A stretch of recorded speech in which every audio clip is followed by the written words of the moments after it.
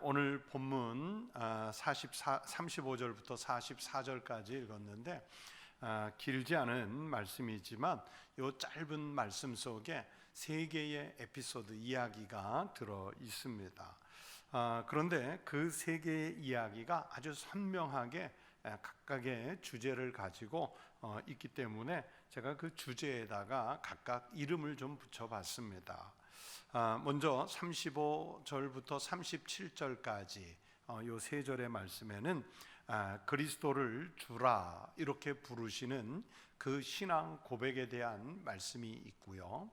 또 38절부터 40절 마찬가지로 이 세 절의 말씀에는 서기관들의 이 교만을 통해서 우리가 하나님의 백성, 하나님의 자녀라면 어떤 겸손을 가지고 살아야 할까, 이것에 대한 예수님의 가르침이 있고요.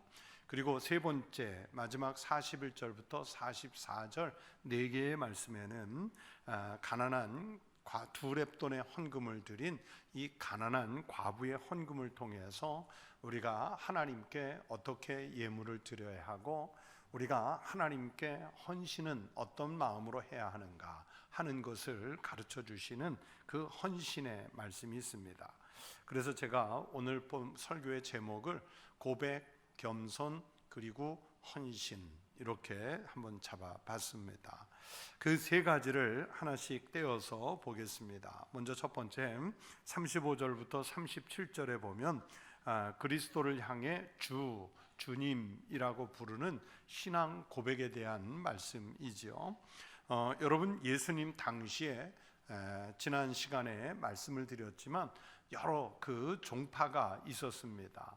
바리새파, 사두개파, 에세네파, 그리고 정치적으로 헤롯파, 또 그 다음에 열혈당 이런 파들이 있는데 그 중에서 가장 종교성이 짙었던 사람들이 아무래도 바리새파 사람들, 그리고 그 바리새파에 속해서 율법을 하나님 말씀을 필사하는 서기관들이 있었고, 그리고 제사장 그룹인 사두개인들이 있었습니다.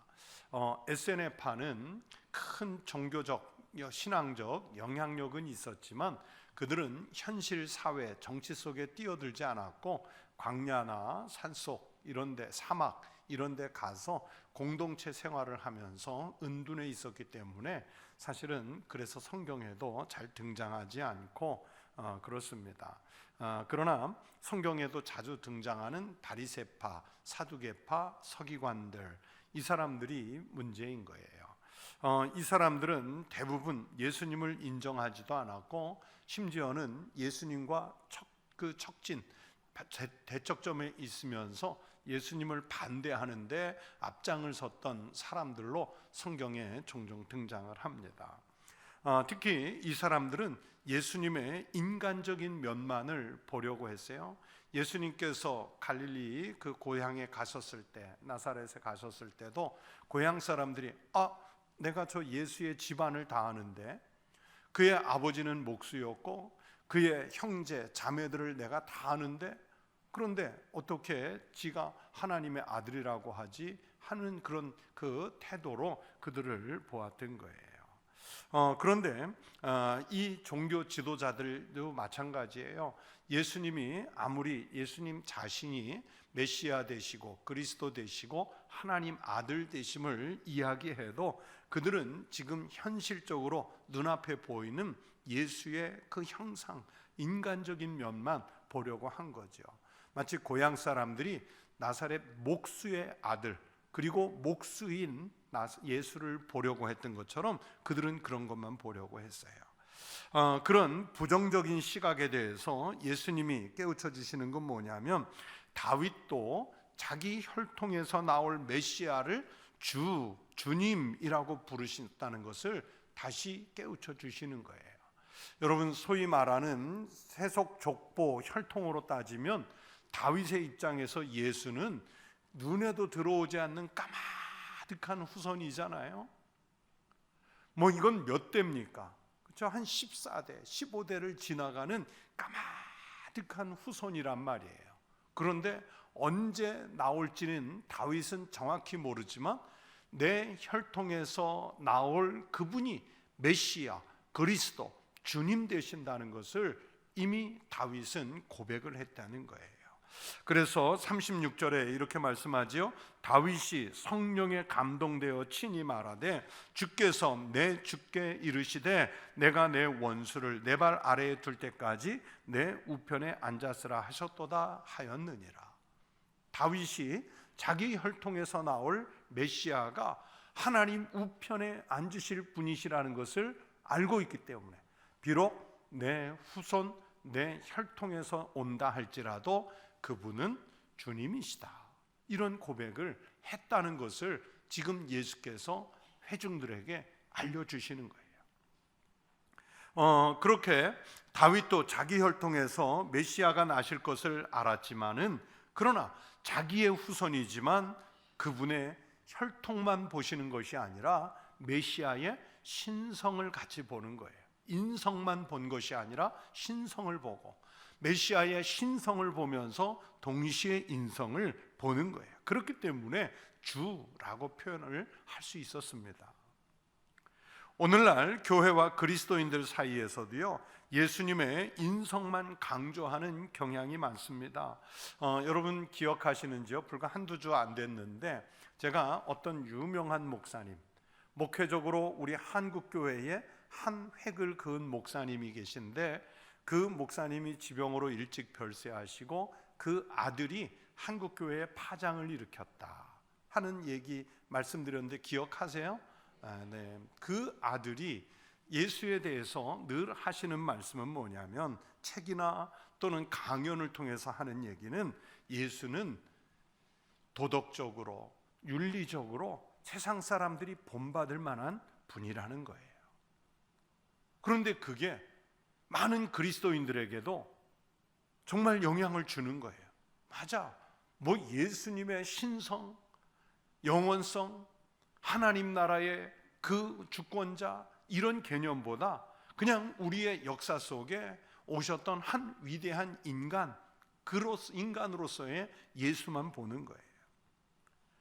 또 예수를 시대의 어떤 기득권을 향해서 정치적인 도전, 그 당시에 기득권이 뭐예요? 로마를 향해 또는 바리새파와 사두개파들을 향해 그 당시에 어떤 가지고 있는 종교적, 사회적, 정치적 기득권을 향해서 도전을 맞이 않았던 분, 그래서 예수처럼 우리도 이 시대가 갖고 있는 잘못된 부패한 기득권을 향해 예수처럼 도전할 수 있어야 된다.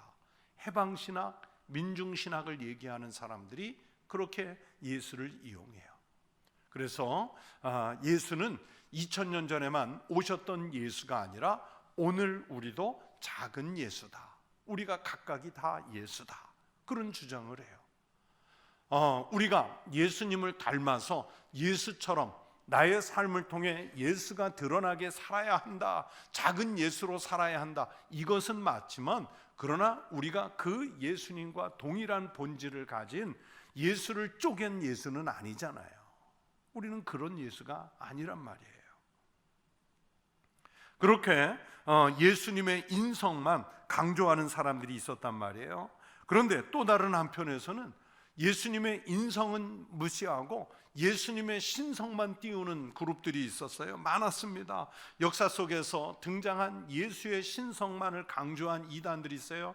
영지주의 이단이라든지 세대주의 이단이라든지 혹은 극단적 종말론주의 이단이라든지, 이들은 예수의 육신을 부인해요. 예수님의 혈통, 예수님의 그 형상, 그 인간의 모습을 부인하고 오직 신성만 강조를 하지요. 예를 들어서 초대교회의 가장 대표적인 이단이 영지주의라는 이단인데, 이 영지주의 이단 같은 경우는요, 그리스 철학의 영향을 절대적으로 받아가지고 모든 세상을 이원론적으로 보지요. 선과 악, 어둠과 빛, 그렇게 보는 것처럼 우리 인간이 가지고 있는 것도 신성과 인성이 있는데, 정신과 육체가 있는데, 이 육체는 항상 더러운 거예요. 육체는 오염된 거예요. 육체는 부패한 거예요. 그렇기 때문에 어떻게 하나님의 아들이신 예수가 이 부패한 몸을 입고 오실 수 있겠느냐? 그래서 예수님 제자들이 온 따랐던 예수는 육신의 예수를 본 것이 아니라 영으로 오신 예수를 본 것이다. 십자가에 달린 것도 예수 그리스도의 육체가 아니라 영혼이다. 그렇게 보는 거예요. 영은 항상 성결하고 영은 깨끗하고 영은 순결해요.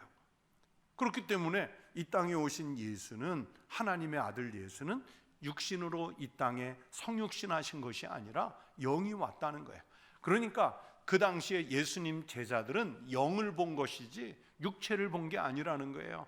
그리고 예수님은 제자들의 신앙 고백 속에 존재하는 것이지 실제로 역사 속에 육신이 없었다는 거예요.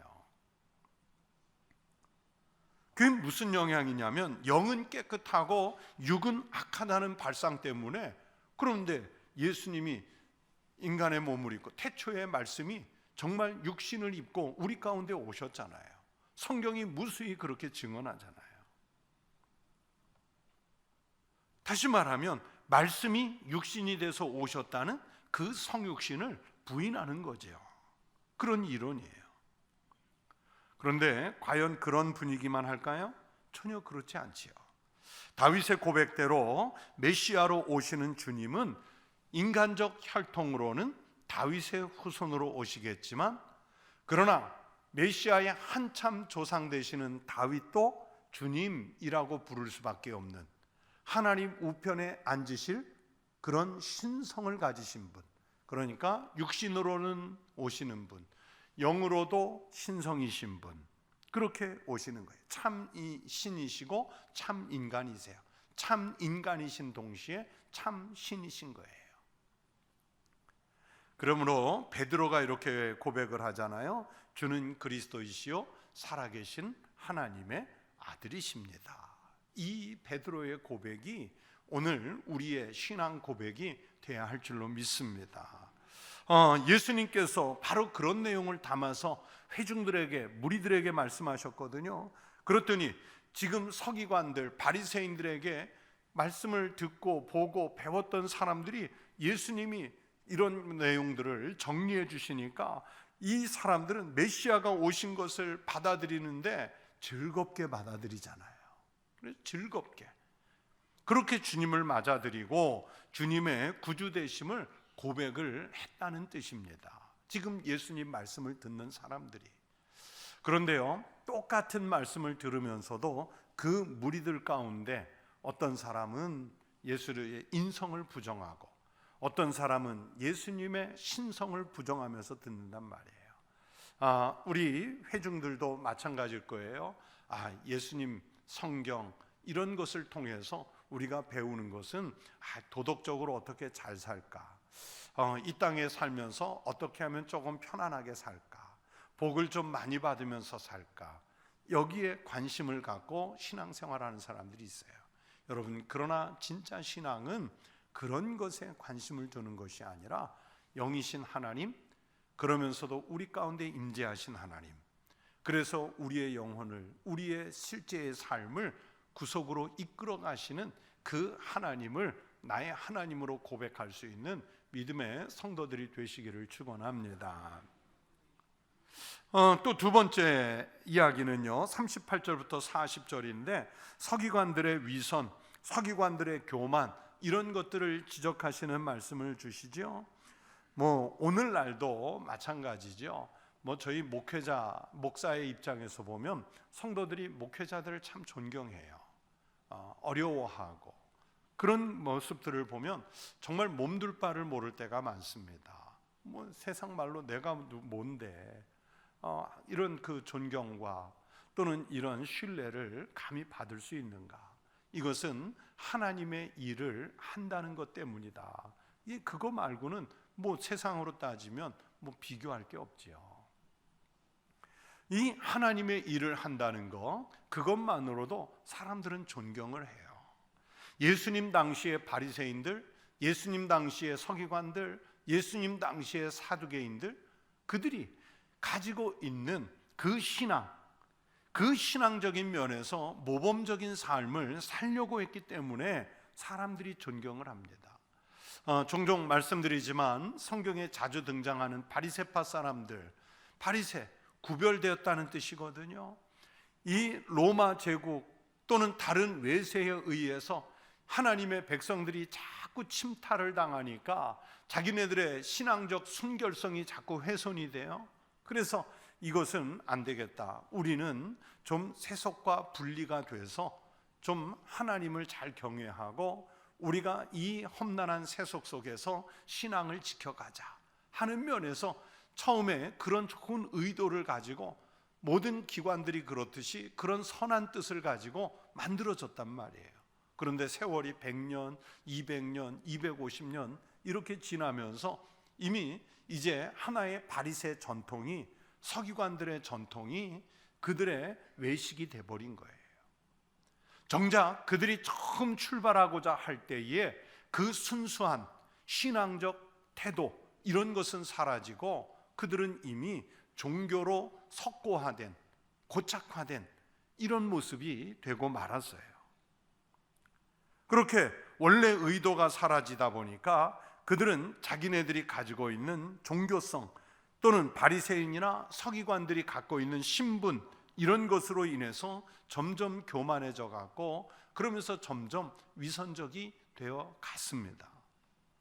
그것을 오늘 본문에서 예수님은 뭐라고 표현했냐면 긴 옷을 입고 다니는 것, 또는 시장에서 문안을 받는 것, 회당에 가면 당연히 높은 자리에 앉는 것, 어떤 잔치집에 초대를 받아가면 아래 앉는 것이 아니라 윗자리에 앉는 것, 그러면서 기도할 때 나는 이런 내용으로 기도한다, 내가 이렇게 시간 정해 기도한다, 내가 기도하는 모습을 당신들이 지켜봐야 한다, 이런 그 자신들의 우월감을 드러내는 하나의 신앙적, 종교적 수단으로서 기도를 이용해 먹어요.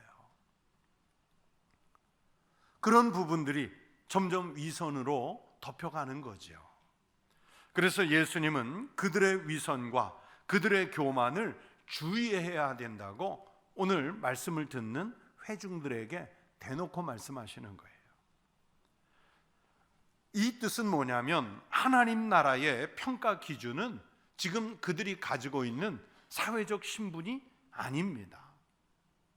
하나님 나라에서 바리새인이 높은 자리에 앉고 서기관이나 사두개인들이 높은 자리에 앉고 또 하나님 나라에서 반대로 별 볼일 없는 사람들, 서민들, 어쩌면 종교의 일에 종사하지 않는 사람들은 그러면 낮은 자리 가고 험한 자리 가고 그렇게 양분되겠습니까?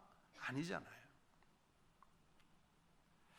사람들에게 아무리 존경을 받고 아무리 칭찬을 들어도 하나님 앞에서 겸손하지 않으면 아무 소용이 없다는 뜻이에요.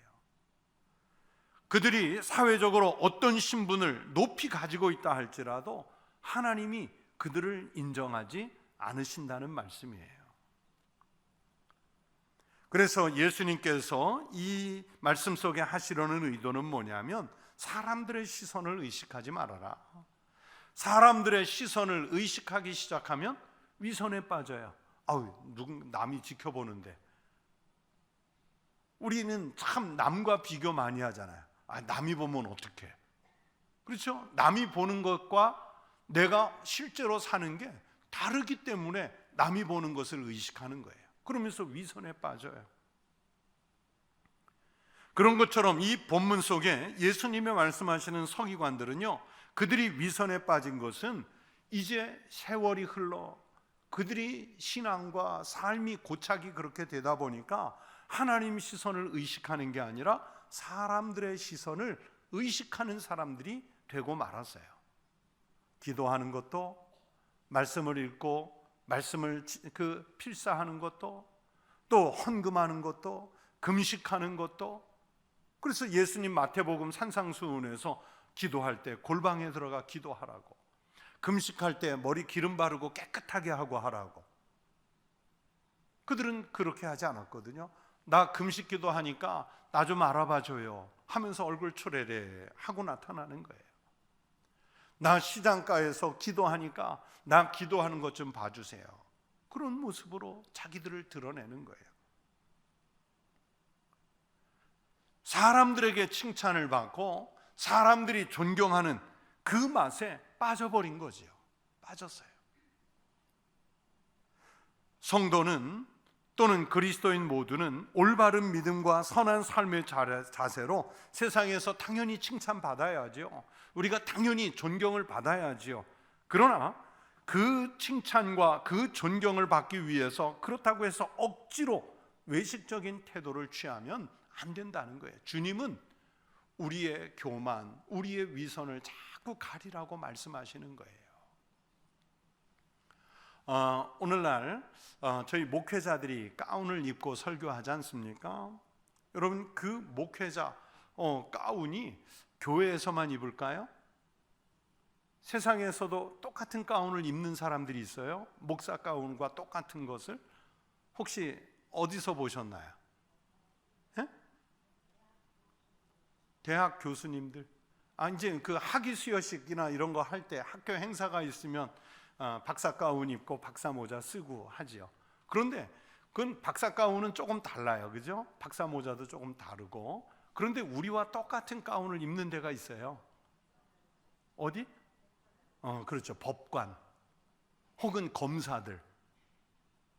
뉴스 보시면 그렇죠. 대법관들은 빨간 걸 입지만은 일반 법관들, 그죠? 왜 우리 교회 목사님 가운을 법관들이 왜 가서 입죠? 근데 법관들 가운을 왜 목사가 입을까요? 이 가운을 제네바 가운이라고 그래요. 제네바 가운. 제네바에서 이제 시작이 됐기 때문에 수백 년 전에 그 재판관들이 자기네들의 어떤 법관으로서의 권위도 있지만 또 자기들을 가리는 거예요. 공정성을 유지하기 위해서 우리는 신분의 편견을 갖지 않는다는, 그것을 깔뱅이나 종교개혁자들이 교회로 도입한 거예요. 그래서 목회자들이 가운을 입는 이유는 자기를 가리는 거예요. 당시에 종교 500년 전, 600년 전 생각해 보세요.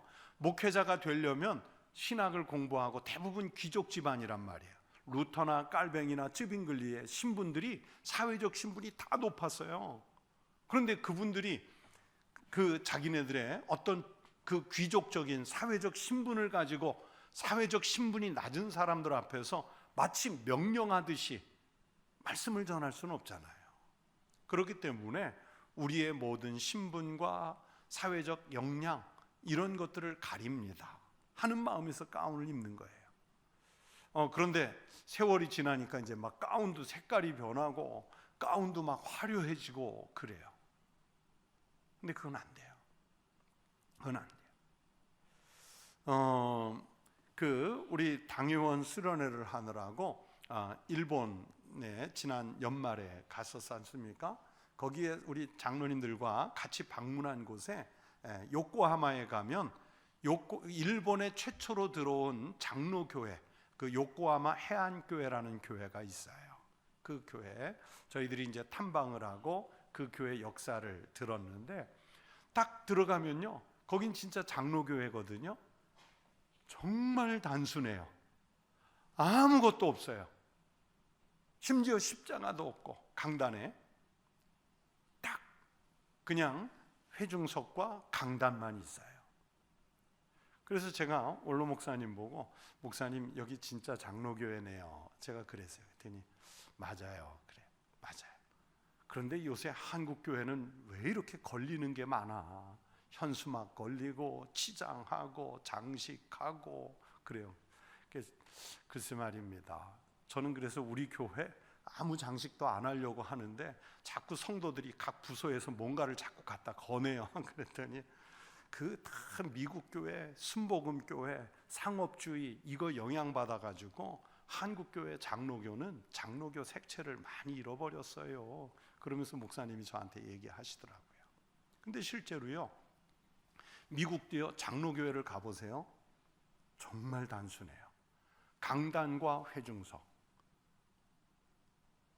그러면 안내를 어떻게 하느냐? 입구에 가면요, 다 뭐가 있냐면 그 주일의 본문, 설교 제목, 그 주일의 설교자, 오늘 부를 찬송, 그거밖에 없어요. 제가 어려서부터 자란 모교회도 마찬가지예요. 예배당 입구에 뭐만 있냐면 오늘 설교하실 목사님 이름, 설교 제목, 본문, 찬송 요거만 있어요. 교회 안에는 아무 안내도 없어요. 밖에도.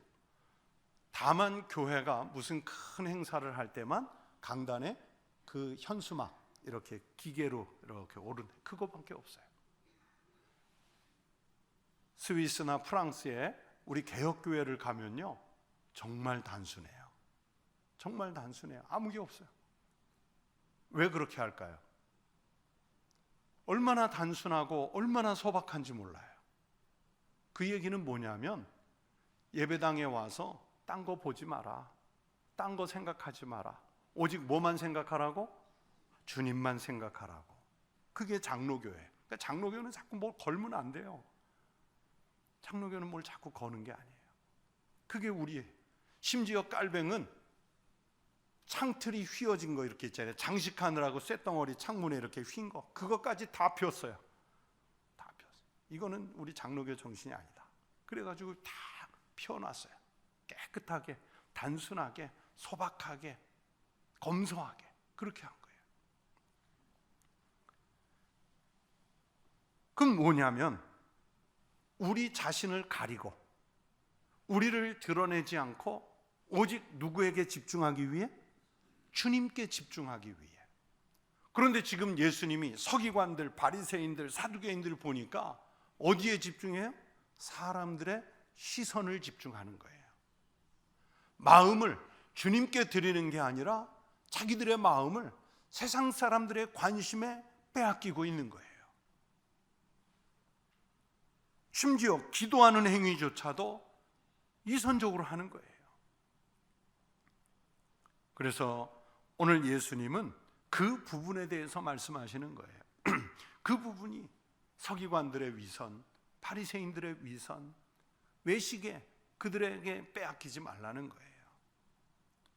여러분, 그것은 우리도 마찬가지입니다. 우리가 지켜야 할, 우리의 관심을 두어야 할, 우리의 온전한 정신을 쏟아야 할 곳은 오직 예수 그리스도, 주님만 바라볼 때 우리의 삶이 살아나게 될 줄로 믿습니다.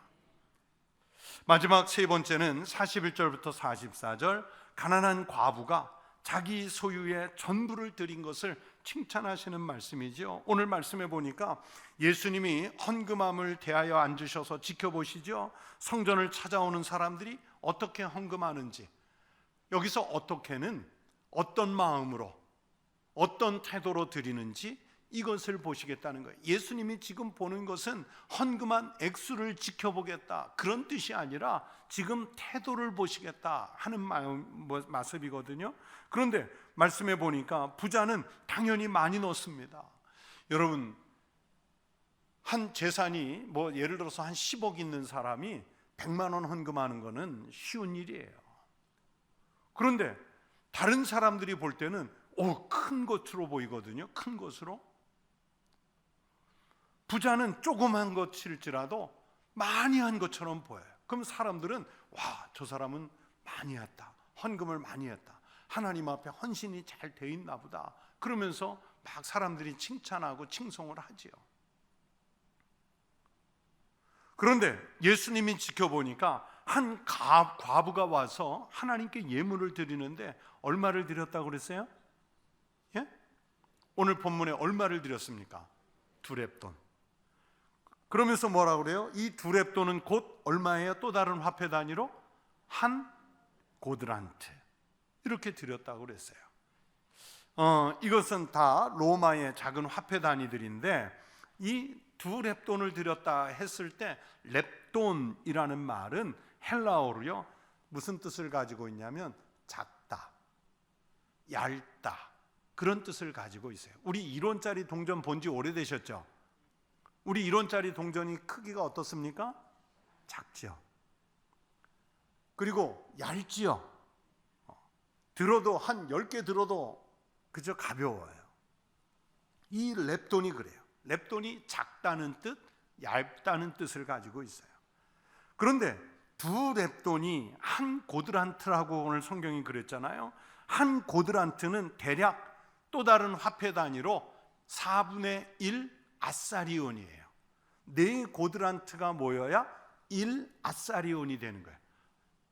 그런데 또 1 아사리온은 얼마냐? 16분의 1 데나리온이에요. 이거 머리로 계산하지 마세요. 그냥 듣고만 잊어버리셔도 돼요. 16분의 1 데나리온. 그러니까 1 아사리온이 16개 있어야 한 데나리온이에요. 그러니까 한 데나리온 하면 떠오르는 게 뭐가 있어요? 금방? 어느 정도 돈일까요? 한 데나리온이. 그렇죠. 노동자의 하루 품삯이 1 데나리온이에요. 그래서 제가 계산을 어떻게 했냐면 노동자 임금을 뭐 지금 하루에 예를 들어서 10만 원이다 이렇게 계산을 했을 때, 그러면 이렇게 16분의 1, 4분의 1 이렇게 쪼개가면서 나누니까 한 고드란트는, 즉 두 렙돈은 대략 1560원이에요. 만약에 일당이 5만 원짜리면 얼마겠어요? 한 800원 정도 되겠죠. 자, 이 과부가 지금 얼마를 드린 거예요?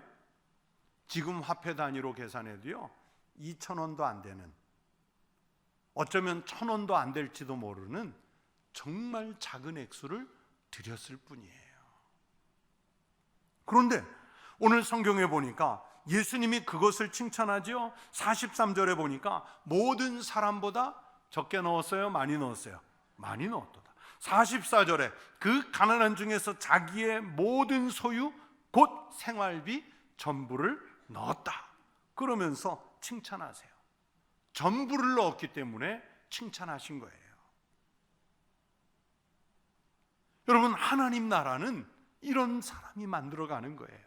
그래서 귀해요. 우리는 어떻습니까? 우리는요 하나님 앞에 전부를 늘 생각을 잘 안 해요. 뭐 많은 교회 목회자들 만나서 이야기해 보면요, 참 사회적 신분, 재산, 지위 이런 거 생각하면 참 많이 할 것 같은데 꼭 11조를 액수를 정해서 하는 사람이 있어요. 한 달에 10만 원, 한 달에 20만 원, 그냥 그렇게. 그런 분들 보면 이 솔직한 마음으로 그 한 달에 100만 원밖에 못 버는 분인가 보다. 그러면 그분은 교회가 도와드려야 되나? 이제 좀 비트는 얘기예요. 그냥 분명히 잘 사는데, 분명히 사회적 지위가 있고 그 정도 지위에서 어느 정도 수입인지 우리가 머릿속으로 다 그려질 수 있는데 그냥 11조를 10만 원 해요. 11조를 그냥 정해놓고 1년 12달 그냥 20만 원만 해요. 감사원금을 그냥 5천만 원만 해요.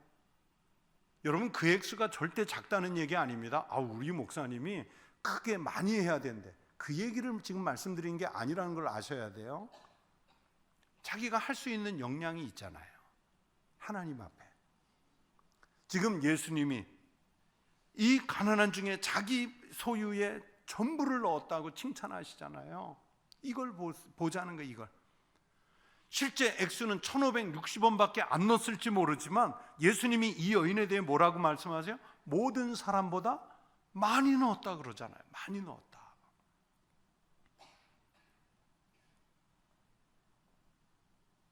이런 성도가 하나님 나라를 만들어가는 거예요. 그래서 귀한 거예요. 뭐 제가 염료 또는 원단 이런 것에 대해서 잘 모르지만 어느 책을 읽는데 이런 얘기가 있어요. 뭐 세계 명품 브랜드에서 세계 최고의 스카프를 만들 때 그때 그 명품 브랜드의 스카프를 채색하는 염료의 재료가 일반 물감이 아니에요. 조그만 어떤 다른 식물도 아니고 연지라는 눈에도 보이지 않는 벌레랍니다. 연지. 이 눈에 띄지 않을 만큼 작은 벌레인데 이 연지라는 벌레가 어디 있느냐? 뭐 사막 지역 이런 데 있는 선인장 잎사귀 밑에서 자란대요. 요 연지라는 작은 벌레, 눈에 보이지 않는 이 벌레가 이 선인장 잎사귀 밑에서 양분을 섭취해서 살아가는 이 벌레를 무수히 모아가지고요 아름답게 빛나는 색을 낸다는 거예요. 그래서 스카프 한 장에 뭐 몇백만 원, 몇천만 원도 한대요. 요 연지로 만든 스카프는 안 봐서 모르겠어요. 그게 도대체 얼마나 더 따뜻할지, 얼마나 더 아름다울지는 모르겠어요. 그러나 제가 그 책을 보면서 무슨 생각을 했냐면, 이 작은 벌레가 그런 수백, 수천만 원짜리의 가치를 만들어내는구나. 그러면서 느꼈던 생각은 뭐냐면, 하나님 나라가 그렇다. 하나님 나라가 하나님의 일을 할 때요 크게 일하는 사람들도 필요하겠지만은요 작은 행동 혹은 작은 액수일지라도 하나님 앞에 전심을 다한 사람, 그것이 모여서 큰 하나님의 일을 이루는 거예요. 제가 자란 모교회, 영락교회에서 교역자 생활까지 했지 않습니까? 그런데 매일 아침 교역자 회의 경건회가 있어요. 근데 그 당시에 담임이셨던 이명수 목사님이 이제 우리 교회 50주년 기념관, 지금도 50주년 기념관이 있어요. 그 50주년 기념관을 짓는데 이제 전 교인들에게 그 작정을 하고 헌금을 하겠다는 거예요. 그러니까 처음 시작할 때 예산을 얼마를 잡았냐면 그 1990년대에 350억을 잡았어요. 350억을 잡았는데 교인들에게 350억을 들여서 그 교회에 50주년 기념관을 짓겠다, 이렇게 이제 설계도 나오고 그런 상태에서 선포를 했는데 거기는 정말 기부하는 사람이 많거든요. 막 몇십억씩. 어떤 그 노 권사님이 목사님을 찾아와서, 목사님, 제가 350억을 헌금하겠습니다. 그것으로 그냥 편하게 건축하시지요. 그랬더니 목사님 뭐라고 대답하셨을까요? 안 됩니다. 이것은 교인들, 어린이부터 노년에 이르기까지 모든 교인 구성원들이 10원짜리부터 1,000원, 10,000원, 100만 원 다 모여서 해야 되는 일이지, 한 사람이 350억이 아니라 3,500억을 내서 하는 일도 아닙니다. 제가 그 말씀을 목사님께 교역자 회의 시간에 들으면서 무슨 생각을 했냐면, 나 같으면 할 것 같은데 그 당시에. 그런데 지금 생각해도 정말 잘하신 거예요. 근데 나중에 결과적으로는 한 500억 들었거든요. 500억 들었는데 정말 어린이부터 부자나 가난한 자나 다 동참해가지고 그걸 해낸 거예요. 물론 교회가 그만한 사이즈가 되니까 해냈는데 하나님의 일은 그렇게 하는 거예요. 그게 귀한 거예요. 그게. 우리는요 하나님의 일을 할 때 그 일에 대해서 사람들이 어떻게 평가할까, 평판에 관심이 있어요. 아마 오늘 이 본문 속의 과부도요 자신의 헌금액에 대해서 부끄러워할지 몰라요. 어떻게 이 두 랩돈 한 고드란트만 드릴까? 차라리 안 드리자, 그냥 가자, 그런 마음이 들 수도 있었을 거예요.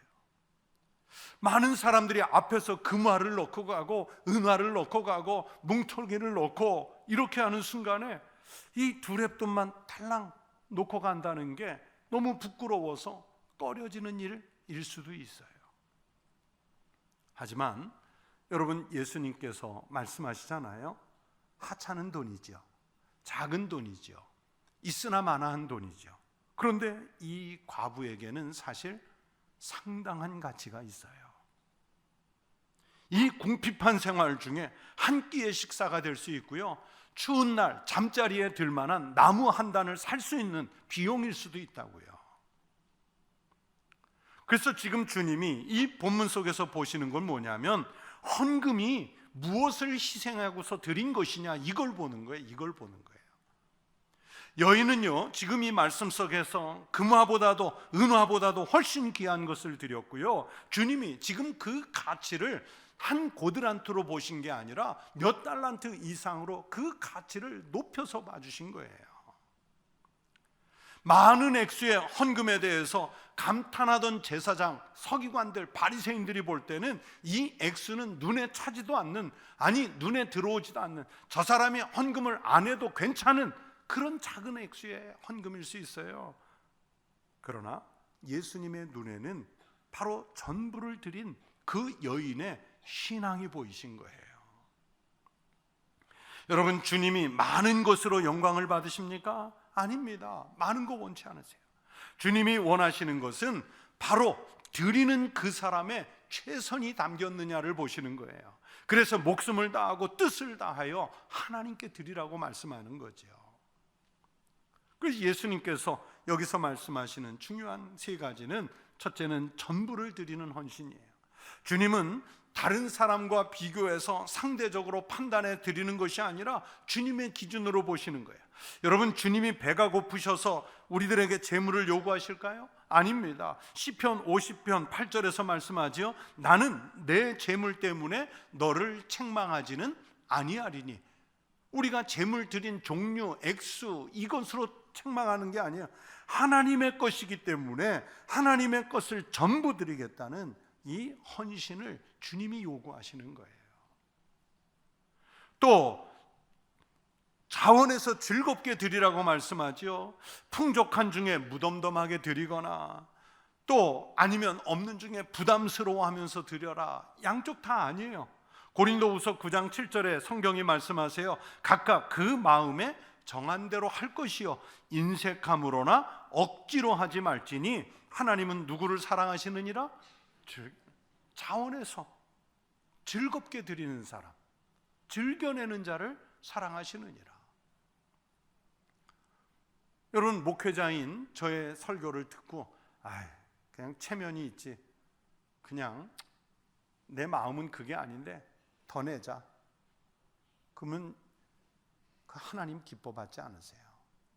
정말 하나님 앞에 자기의 어떤 소득, 자기의 신분, 자기의 신앙, 이 규모에 맞게 즐거웠게 자원해서 힘써 드리십시오. 마지막 세 번째는 감사함으로 드려보십시오. 감사함으로 드려야 그게 풍성해집니다. 여러분, 주님이 받고 싶은 것은 바로 감사함이에요. 아마 이 과부도 그 마음이었을 거예요. 시편 50편 23절에 감사로 제사를 드리는 자가 나를 영화롭게 하나니 그의 행위를 옳게 하는 자에게 내가 무엇을 보여주신다고요?